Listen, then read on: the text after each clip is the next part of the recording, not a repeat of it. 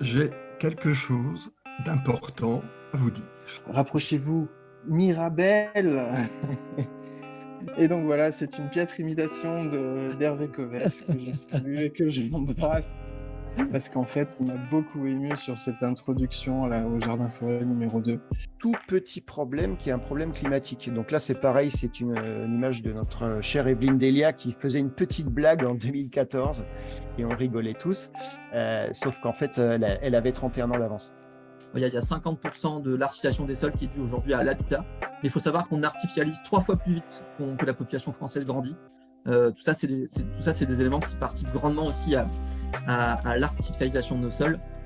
Ouais, alors du coup, effectivement, l'automne dernier, on avait vu un petit peu les jardins-forêts sur des grandes surfaces. On avait évoqué les jardins-forêts sur les espaces publics, mais aussi dans un parc, et notamment avec de la vitiforesterie. L'idée vraiment aujourd'hui, c'est plutôt de voir d'avoir cette modalité jardin-forêt sur des petits espaces. Et donc, on va avoir justement un démonstrateur, un exemple type sur 200 mètres carrés, un jardin-forêt en pleine ville, et voir ce qu'on peut faire justement partant déjà de l'existant.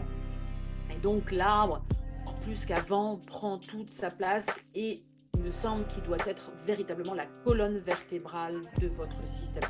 Presque, quand vous faites le design de votre espace, que ce soit une ferme, que ce soit un jardin, vous devriez placer les arbres en premier et tout le reste après. Enfin, j'ai un peu faux dans l'histoire, il faut d'abord placer les circulations, les chemins, etc., les arbres, et après on voit pour le reste.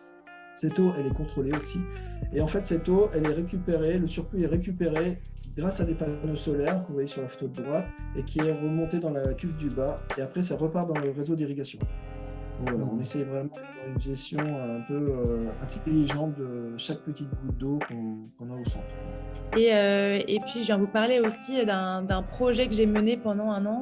J'ai fait un tour de ferme des France innovantes, donc en passant de région en région, de producteur en producteur. C'est à la fois des céréales, du maraîchage, de l'élevage, de l'arboriculture.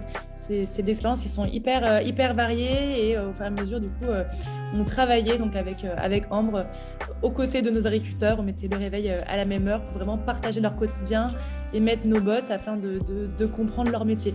Et il y a un témoignage d'Adriel, 7 ans, dans le chat, qui n'a pas perdu un mot de ton intervention, Hervé, et qui tient à dire qu'il a adoré l'œil de dragon magique du début, c'est-à-dire la coupe de racines avec les mycorhizes vertes autour. Pour lui, tant qu'il y a de la magie, le monde va pouvoir être sauvé. Merci à toi, Adriel. Sur la question du cadre juridique et administratif pour se donner le droit de restaurer les cours d'eau.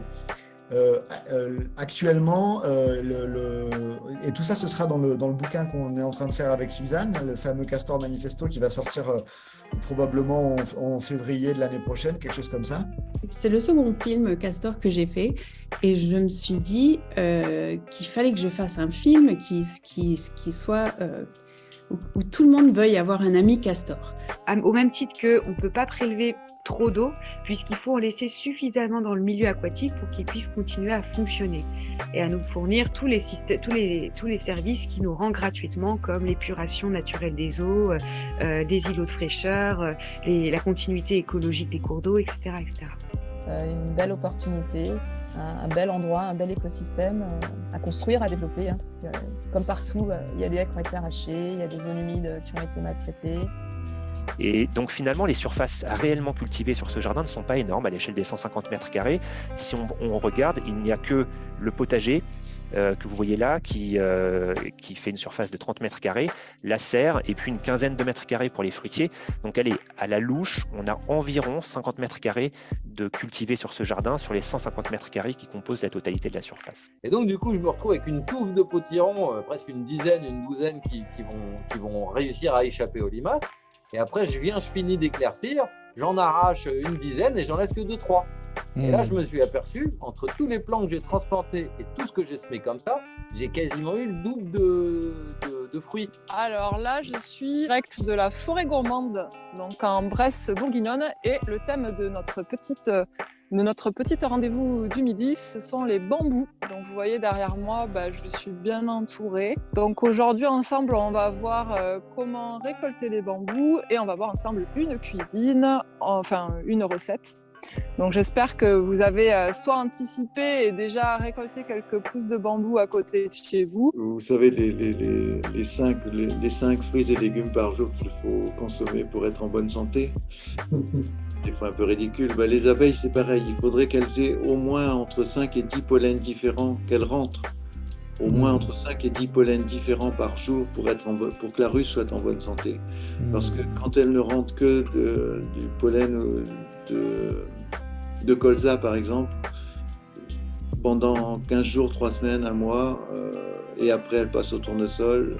La monodiète, quoi. Ne rentrent que 2 sortes de pollen comme ça sur plusieurs mois. Bien évidemment, ça aura des conséquences sur leur santé. Nous, la syntropie, au contraire, on va partir de petits éléments tout simples et complexifier au maximum, en fait, tout simplement en copiant le fonctionnement naturel des écosystèmes forestiers pour, encore une fois, aller vers de la...